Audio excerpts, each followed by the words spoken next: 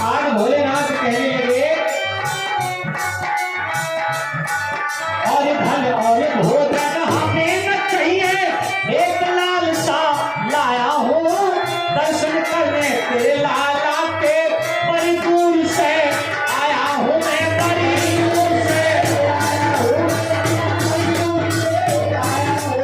और भिक्षा मांगे सन्यासी, मैं हूँ पर्वत का वासी, भिक्षा मांगे सन्यासी, मैं हूँ पर्वत का वासी।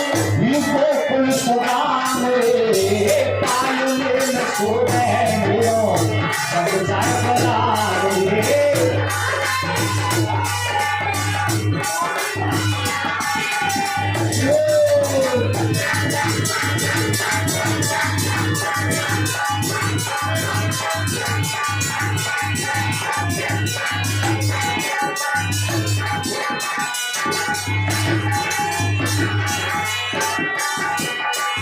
और भैया कहने लगी तू तो बाबा दर्शन करके अपनी गैल पकड़ जाएगा, तेरे रूप को देख के बाबा मेरो कन्हैया डर जाएगा, हाँ मेरो लाला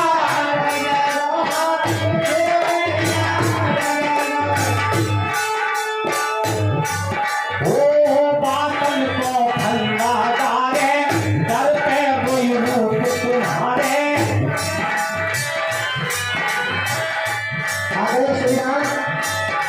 यश उपाध्याय जी जो 50 रुपये भगवान की कथा बना कर यश उपाध्याय जी। ओ बातन को ठंडा डाले, डर पे यूं से तुम्हारे, काले काले नाग रे, पालने में सोए मेरो, सब जाएगा।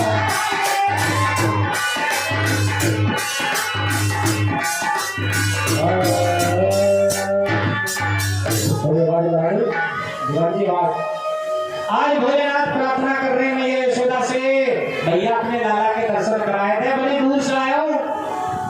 भैया कह रही सुन ले बाबा, जो तुझे धन दौलत चाहिए ले जा, पर अपने लाला के दर्शन ना कराओ।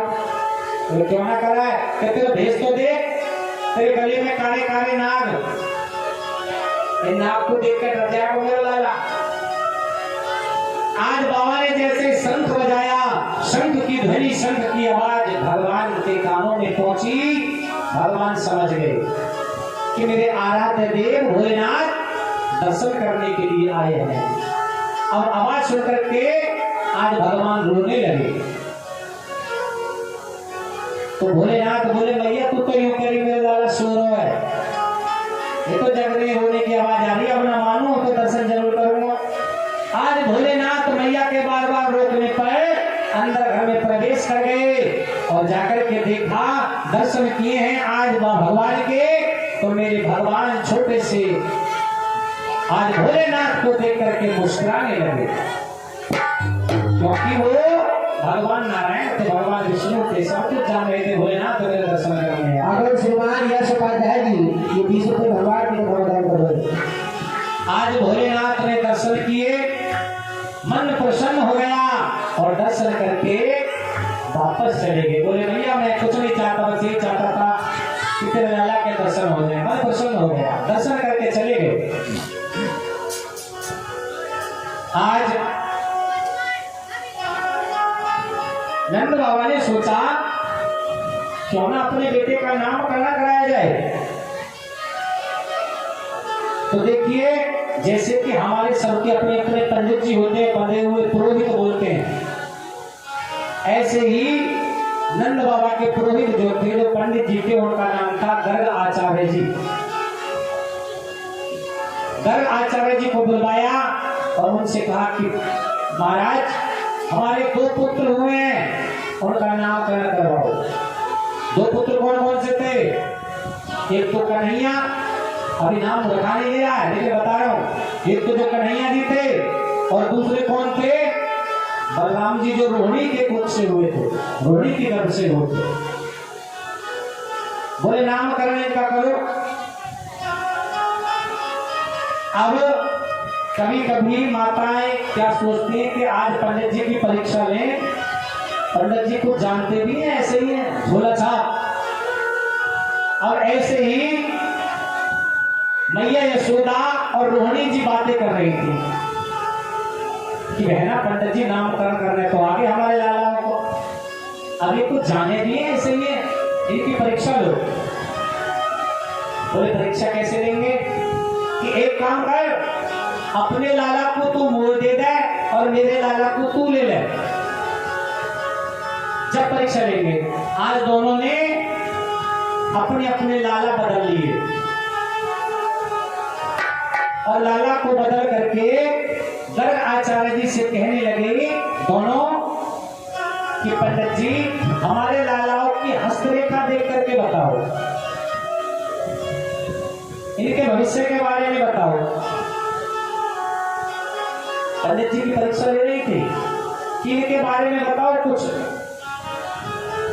पंडित जी बोले अच्छा समझ गए गर्ग आचार्य जी। बोले कि लालियो जब तो तुम्हारे लाला की मैं हस्तरेखा देख करके बताऊंगा, पहले अपने लाला को अपने अपनी गोदी में ले लो।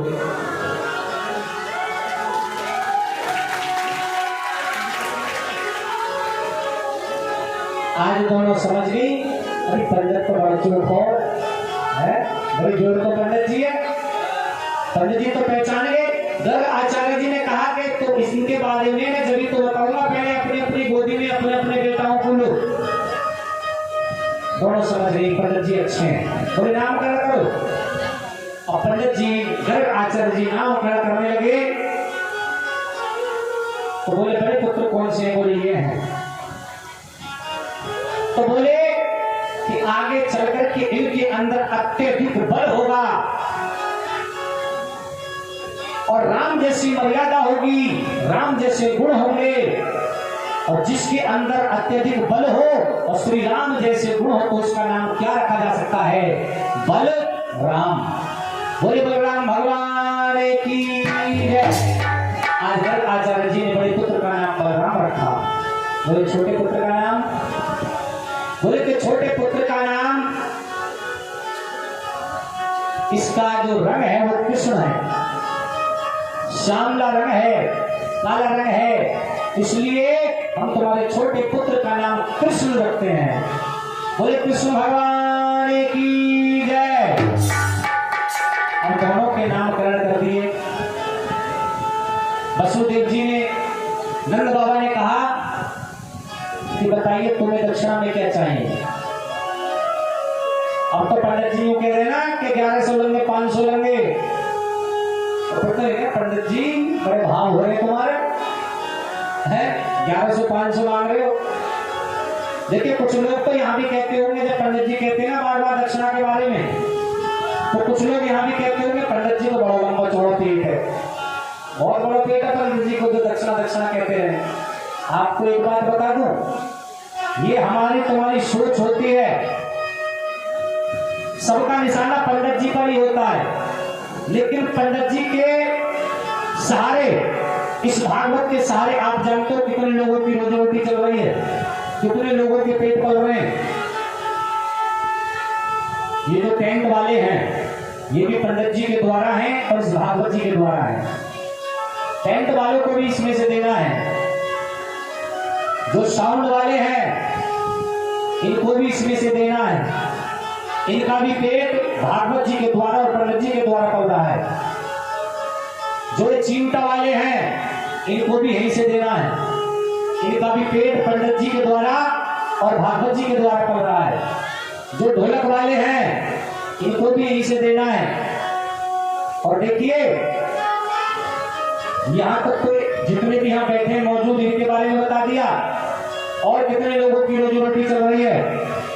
आप प्रसाद लेकर के आए होंगे, जो भी लेकर के आके प्रतिदिन प्रसाद लाते हैं, कहाँ लेकर के आते हो? भागवत जी में। एक भागवत जी के बहाने से किसी के यहाँ से आप प्रसाद लाए, तो कुछ ना कुछ अंश उनके पास भी पहुंचा है। किसके माध्यम से? भागवत जी के माध्यम से। यहाँ धूप बत्ती भी रोज जलती है, दीपक भी रोज जलता है। कहीं ना कहीं से तो तुम सामान लेकर के आते होगे, कुछ ना कुछ अंश तो वहां भी पहुंचता है। कहां के लिए ले जा रहे हैं? भागवत जी के लिए। तो प्यारे भक्तों, सब कुछ आप पंडित जी को नहीं दे रहे हैं। कभी आप सोचो तो सब कुछ पंडित जी ले जाएंगे और पंडित जी को पेट बहुत बड़ा हो भैया, ऐसा कुछ नहीं है। पंडित जी के सहारे से ही और भागवत जी के सहारे से ही न जाने कितनों का पेट भरता है। ये सच्चाई है। इसलिए निशाना केवल पंडित जी को ना बनाए। पंडित जी तो सबके बारे में सोचते हैं। देखिए, सबका पेमेंट करने के बाद, जो लोग कहते हैं ना पंडित जी के बारे में, सबका पेमेंट करने के बाद जब पंडित जी को जो बचेगा उसे पंडित जी रखेंगे। कभी कभी ऐसा भी हो जाता है कि सबका पेमेंट ये तो तय होकर के आए, सबको तय करके देना कि सुख में दुख में हमारे साथ है। अगर हमें घाटा है तो जैसा हम दे देंगे ले जाएंगे, लेकिन फिर भी इनका पेमेंट तय है, इनको हम वही पेमेंट देंगे। लेकिन हमारा कोई कुछ तय नहीं है। एक बात और बता दूं आप लोगों को, शायद आपको ना पता हो किसी को, मैं और ये जो पंडित जी दोनों सगे भाई हैं और ये हमारी बिटिया है।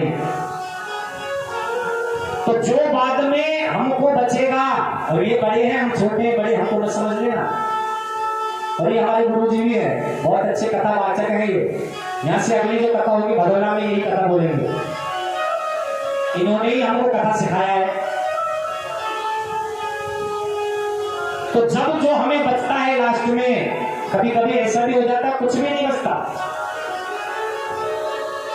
तो प्यारे भक्तों, कुछ लोग निशाना बनाते हैं पंडित जी को, ऐसा मत करना। तो आज गर्ग आचार्य जी से नंद बाबा ने कहा कि बताओ दक्षिणा में क्या चाहिए। अगर आप ये कहोगे ना, देखिए पहले, और मैंने बताया भी था, अन्नदान गौदान बहुत बड़ा दान होता है। पहले सबसे ज्यादा ब्राह्मणों को गाय दान करते थे।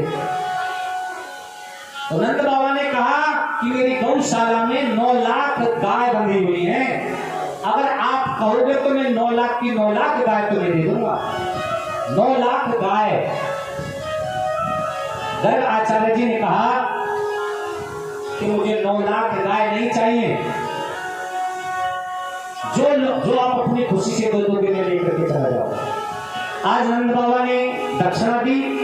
देखिए, दक्षिणा भी उसे कहते हैं कि दक्षिणा देने वाले का मन भी खुश हो और दक्षिणा लेने वाले का भी मन खुश हो। और मैंने आपको उस दिन बताया था कि दान और दक्षिणा में अंतर होता है। आज जो झांकी निकाली गई, झांकी में जो आपने किया था वो दान था, क्योंकि किसी से ये नहीं कहा आप जो कुछ भी लिए, चावल या गेहूं जो भी लेकर के आए वो आपसे लिया, वो दान था। लेकिन जब पंडित जी पूजन कराते हैं ना, और हम जो कथा करा रहे हैं, हम जो आपसे जो भी मांग रहे हैं या आपसे लेंगे, वो दक्षिणा होती है। जो भी आप हमको दोगे वो दक्षिणा है, क्योंकि हम अपना कर्म का ले रहे हैं, कुछ कर्म कर रहे हैं जब आपसे ले रहे हैं।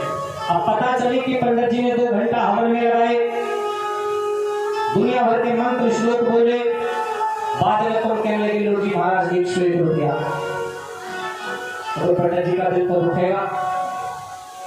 अब आप पंडित जी कहेंगे क्या दे रहे हो, तो आप कहोगे महाराज ये तो दान है। दान तो इच्छा अनुसार होता, दान नहीं है, वो दक्षिणा है, और दक्षिणा पंडित जी की पूरी देनी चाहिए। आज दोनों का नामकरण हुआ, बड़े का बलराम, छोटे का कृष्ण। मैया बोली कृष्णो, एक का नाम बलराम रख दिया, एक का नाम कृष्ण रख दिया, मुझ पे तो ये नाम लिए न जाने। देखिए, कृष्ण नाम हर किसी से नहीं लिया जाता। कोई कहता है कृष्ण, कोई कहता है कृष्ण, कोई कहता है कृष्णा, कोई कहता है कृष्णा। लेकिन आपको एक बात बता दूं, जो कृष्णा कहते हैं वो गलत है। कृष्ण, आ का डंडा मत लगाओ, आ का डंडा हटा दो। कृष्णा स्त्री युग में आ गया। स्त्री का नाम होता कृष्णा, और आप कहोगे किसका नाम था कृष्णा? तो द्रौपदी का दूसरा नाम कृष्णा था। द्रौपदी जी का दूसरा नाम कृष्णा था। कृष्ण, कृष्ण है भगवान का नाम, कृष्णा नहीं है। तो मैया कह रही मैं कैसे लूंगी नाम, मेरे बस की नाम ले लेंगे। मैं तो एक काम करूंगी, जिसका नाम है बलराम वाकू तो कहूंगी बलुआ, और जिसको नाम है कृष्ण वाकू कहूंगी कलुआ। मैं तो बलुआ कलुआ कहूंगी अपनों को दोनों। आज मैया बलुआ कलुआ कहने लगी बलराम जी को और कन्हैया जी को। समय बीता, आज कंस को पता चला है, तो कंस ने सबसे पहले एक पूतना नाम की राक्षसनी थी। पूतना किसे कहते हैं? जिसके कोई पूत ना, जिसके कोई पूत ना हो उसे पूतना। उसके कोई पूत नहीं था, पूत माने बेटा। कंस ने भेजा कि गोकुल में जितने भी बच्चे जन्मे हैं अभी जल्दी में जाओ, जाकर के उन्हें जहरीला स्तनपान कराओ और सबको मार दो। आज पूतना गई, पहुंचने के बाद एक सुंदरी का रूप धारण किया, सखी का रूप धारण किया, और मैया यशोदा के यहाँ पहुंच गई। मैया यशोदा के यहाँ सबकी भीड़ लग रही आने जाने वालों की, लाला को देखने की। यशोदा मैया से कहा सखी बन करके, मैया मैं तेरे लाला के दर्शन करने आई हूँ। मैया बोली ठीक है, दर्शन करने आई हूँ, मैं कुछ काम कर लूं, तू मेरे लाला को खिला ले। मैया काम में लग गई। आज पूतना ने लाला को उठाया और लेकर के उड़ गई, और जैसे ही ब्रज के बाहर गई अपने स्तनों का पान कराने लगी है आज कन्हैया जी को। कन्हैया ने स्तनों का पान किया और उसके पेट पर चढ़ करके आज भगवान ने मुक्तों का ऐसा प्रहार किया कि उस पूतना का वध कर दिया। बोले गोविंद भगवान की है। और छोटे से कन्हैया आज पूतना के पेट पर खेलने लगे। सबको पता चला कन्हैया कहाँ है, कन्हैया कहाँ है। जाकर के देखा तो चमत्कार हो गया, इतनी बड़ी राक्षसनी, और उसको मार करके कन्हैया उसके पेट पर खेल रहे हैं। नंद बाबा ने देखा तो आश्चर्यचकित रह गए कि इतनी बड़ी राक्षसनी को जिस बच्चे ने मार दिया वो साधारण नहीं हो सकता, कोई चमत्कारी बालक है। नंद बाबा आज कन्हैया जी को घर ले आए। फिर बाद में कंस ने एक तृणाव्रत नाम के राक्षस को भेजा। तृणाव्रत आया और आकर के उसने चक्रवात का रूप धारण किया। चक्रवात एक तूफान का रूप धारण किया। तूफान का रूप धारण करके जैसे ही आया कन्हैया जी समझ गए कि मामा ने आज खटोला भेज दिया है मुझे लेने के लिए। मैया काम में लगी हुई थी। वो चक्रवात तृणाव्रत नाम का राक्षस भगवान कन्हैया को लेकर के उड़ गया। भगवान कन्हैया मनी मन हंस रहे कि आज मामा ने उड़न खटोला भेज दिया। उल्लू आया आकाश में जितना उड़ा जाए। तो आज जैसे ही लेकर के उड़ा है तो भगवान कन्हैया ने ऐसी लीला रची कि ब्रज की सब गलियों में जितनी भी गली थी तृणाव्रत को घुमाया भगवान कन्हैया ने। अब आप कहोगे क्यों गलियों में क्यों घुमाया? क्योंकि भगवान को आगे जाकर के पूरे ब्रज की गली गली में चोरी जो करनी थी है? और देखिए कुशल चोर कौन होता है, अच्छा चोर कौन होता है? जिसको गांव की गली गली के बारे में अच्छी तरह से जानकारी हो, वही कुशल चोर होता है। भगवान को आगे चल करके चोरी करनी थी तो भगवान ने पूरे गोकुल को, पूरे ब्रजमंडल को घूम लिया। अब जैसे तृणाव्रत भगवान कन्हैया को लेकर के ब्रज से बाहर जाने लगा, भगवान ने गर्दन पकड़ के और तृणाव्रत को दबा दी। बोल गोविंद भगवान की जय। आइए प्यारे भक्तों, एक बार पहली बार तो सभी खड़े हो जाएंगे। पहले महाराज बताएंगे कल की कथा के बारे में और सभी खड़े हो जाएंगे, एक भजन सुनाएंगे, सभी को नृत्य करना है और उसके बाद आरती होगी। पहले के बारे में बता दो गोवर्धन पर्वत की। आइएगा सबसे पहले कल की कथा के बारे में सुने।